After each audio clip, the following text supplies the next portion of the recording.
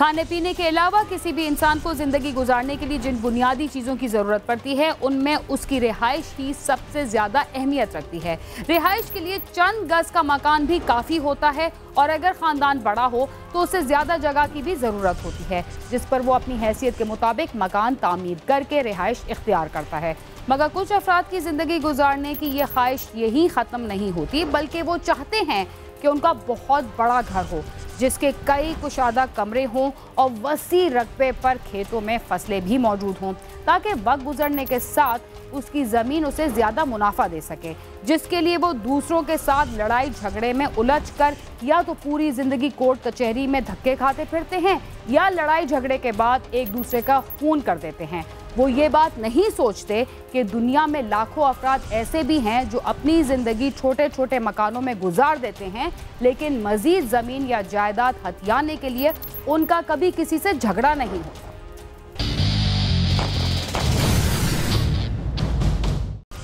ज़मीन और जायदाद हथियाने पर कत्ल की वारदातें सदियों से होती चली आ रही हैं। इस तरह की ज़्यादा झगड़े ख़ानदान के अंदर ही होते हैं और करीबी रिश्तेदार ही ज़मीन के हुसूल के लिए एक दूसरे की जान के दुश्मन बन जाते हैं। माजी में ख़ानदान के बुजुर्ग ऐसे मामलात को बातचीत के ज़रिए हल कर देते थे, लेकिन मौजूदा दौर में बुजुर्गों की बातों की कोई अहमियत नहीं रही, जिसकी वजह से मुख्तलिफ ख़ानदानों में कई मसाइल जन्म लेते हैं। थाना पिंडी भटिया के इलाके में भी ज़मीन का तनाज़ा इतना बढ़ा कि एक दूसरे को ज़मीन से गुजरने से ही रोक दिया गया और जब फरीक वहाँ से गुजरा तो उसे अपनी जान से ही गुजरना पड़ा।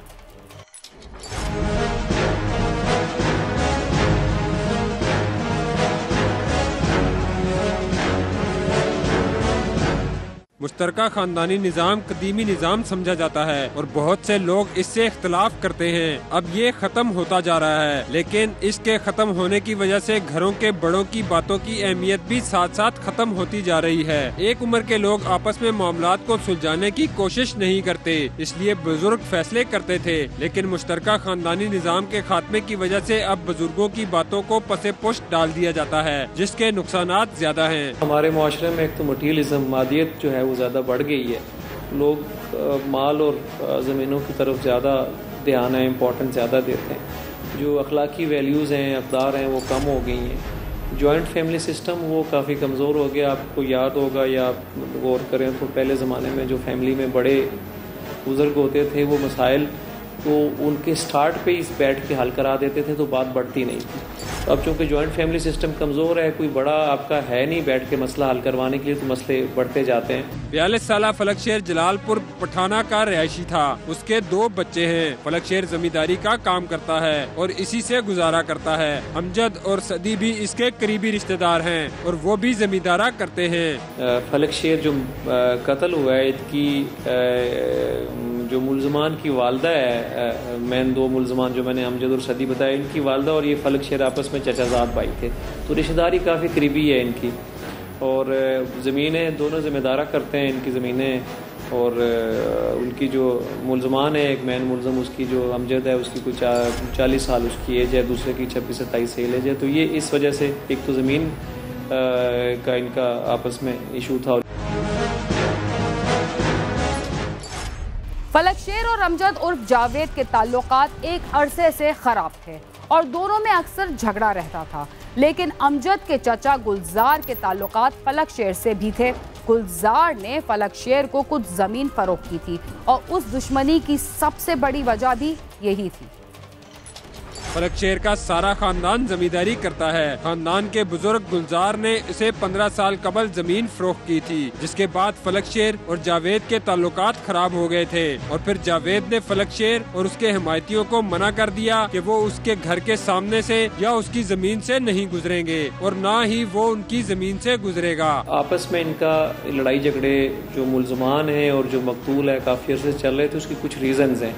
एक, चूँकि मैंने आपको बताया रिश्तेदार हैं, तो रिश्तेदारियों में आपस में कुछ ऐसे न्यूट्रल रिश्तेदार भी हैं जो दोनों तरफ हैं, जो इनसे भी ताल्लुक़ है और उनसे भी ताल्लुक़ है। तो जो मैन मुलज़म अमजद है जेदा, इसका एक चचा था फलकशेर जिससे इसका चाचा था गुलजार, जिससे फलक शेर ने मकतूल ने ज़मीन खरीदी थी।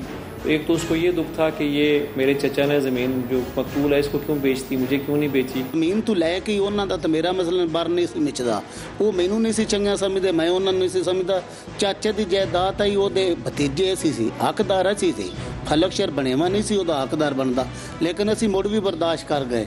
ਉਸ ਤੋਂ ਇਲਾਵਾ ਉਹਦੀ ਅਗਲੀ ਘਰ ਦੀ ਜਗ੍ਹਾ ਵੀ ਉਹ ਵੇਚ ਕੇ ਖਾ ਗਿਆ, ਅਸੀਂ बर्दाश्त कर गए। बात सिर्फ जमीन की नहीं थी। अमजद ने फलक शेर की साबका बीवी से शादी की थी और उससे उसकी एक बच्ची थी, जिसकी शादी फलक शेर ने किसी और के साथ तय कर दी थी। अमजद को इसका भी रंज था। इस बात को भी सुलझाने की बजाय और बढ़ा दिया गया।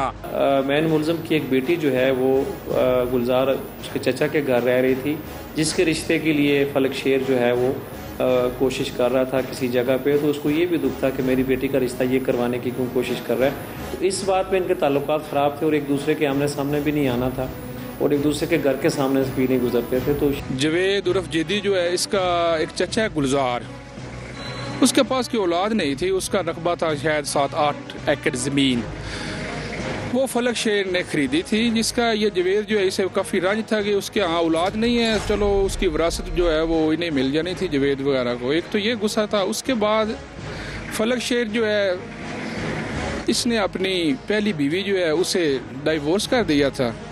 तो बाद अज़ां उसकी शादी जो है वो अमजद उर्फ ये जेदी जो है इसके साथ हो गई। इसमें से एक बेटी है इसकी, वो बेटी जो है वो शुरू से लेकर ये इसका चचा जो है जिसने ज़मीन बेची थी अपनी फलक शेर को, इसके घर रहती है। तो अब ये मुलज़म जो है वो कहता है कि ये फलक शेर जो है ये मेरी बेटी का रिश्ता कहीं आगे दे रहा था, जिसे मैंने काफ़ी दफ़ा मना भी किया है कि इस काम में आप ना है। मेरा चाचा है, ਉਹਦੇ ਕੋਲ ਮੇਰੀ ਬੱਚੀ ਹੈ, ਰਹਿ ਰਹੀ ਹੈ। ਉਹ ਬੱਚੀ ਜਿਹੜੀ ਹੈ ਉਹ ਵੀ ਉਹਨੇ ਆਪਣੀ ਮਾਰਫਤ ਨਾਲ ਉਹਨੇ ਅੱਗੇ ਰਿਸ਼ਤਾ ਉਹਦਾ ਕਰਾ ਦਿੱਤਾ। मैं ਉਹਦੇ घर गया, अपनियां भैणां लैके भरा लैके मिला गया चाचे दे कि गल इंज कि फलक शेर दा इस गल च लेना देना कोई नहीं, मेरी बच्ची है, मैं जिथे देवां जिथे ना देवां तुहाडी मार्फत नाल, लेकिन फलक शेर दी मार्फत नाल मैं बच्ची नहीं देनी। जमीन का मामला तो कहीं जाकर हल हो ही जाता, लेकिन फलक शेर ने अमजद की बेटी का रिश्ता उसकी मर्जी के बगैर तय किया तो सुलझने वाली बात मजीद उलझ गई और एक दूसरे के घरों के सामने से गुजरने पर भी पाबंदी लगा दी गई।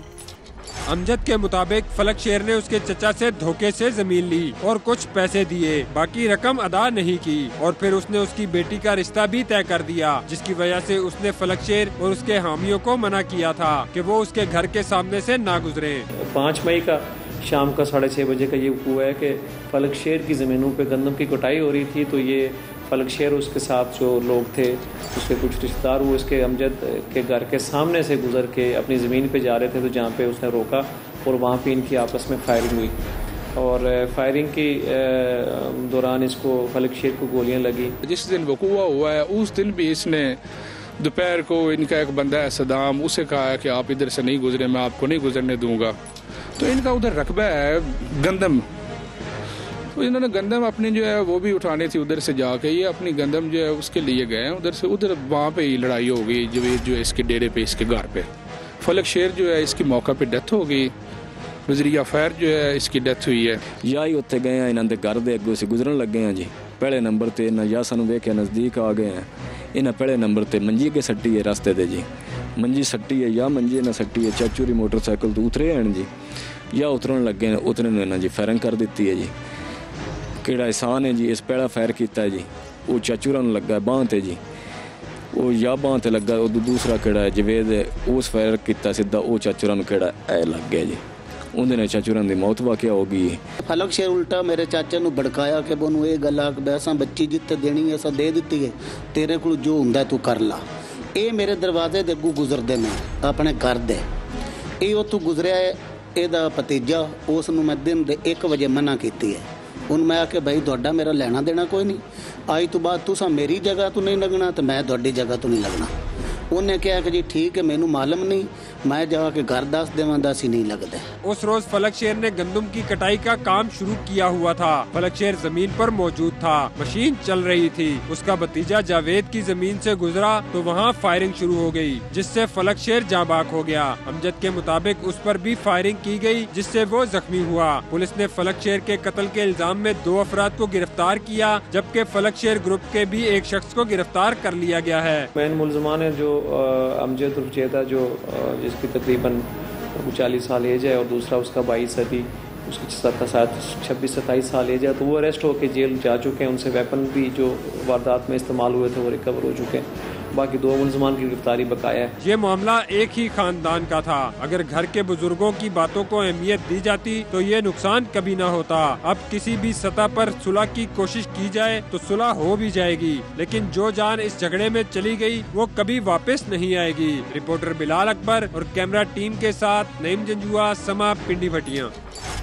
जमीन की मिल्कियत के लिए सदियों से जारी झगड़े ना जाने कितने अफराद की जान ले चुके हैं और मजीद कितने अफराद इन झगड़ों का शिकार बनेंगे, इसलिए कि इंसान का लालच तो कभी भी खत्म नहीं होता। प्रोग्राम क्राइम सीन में वक्त हुआ एक मुख्तसर से वक्फे का, जिसके बाद हम दोबारा आपके साथ होंगे। तब तक आप समा के साथ ही रहिए।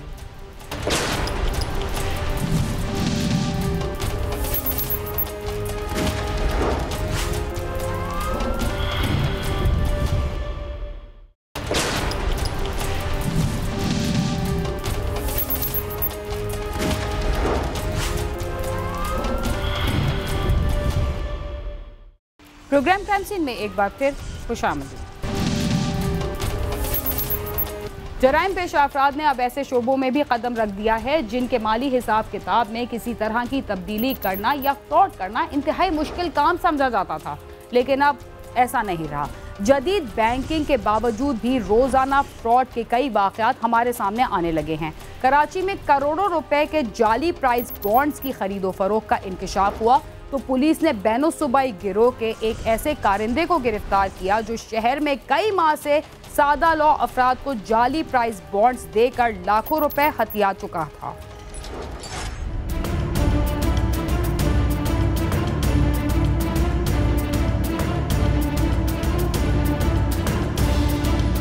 शहर कायद में कई माह से जाली बॉन्ड की खरीदो फरोख्त चल रही थी और मुताल्लिका इदारे इस तलाश में थे कि ये कौन सा ग्रुप है जो इनाम लगे बॉन्ड सादा लो अफराद को आधी कीमत में फरोख्त करता और एडवांस रकम लेकर फरार हो जाता था। असल में ये 8 से 10 अफराद के ऊपर मुश्तमिल एक ग्रुप है जिसमें कराची के भी लोग हैं, अंदरून सिंध से भी ताल्लुक़ रखने वाले लोग हैं। अच्छा, इनका तरीक़ेकार ये है कि इसमें एक यानी हर बंदे का अपना अपना काम है। एक जो 2-4 बंदे हैं उनका काम ये है कि वो जो मौज़ीन होते हैं, पैसे वाले जो लोग होते हैं, उनके नंबर लेते हैं।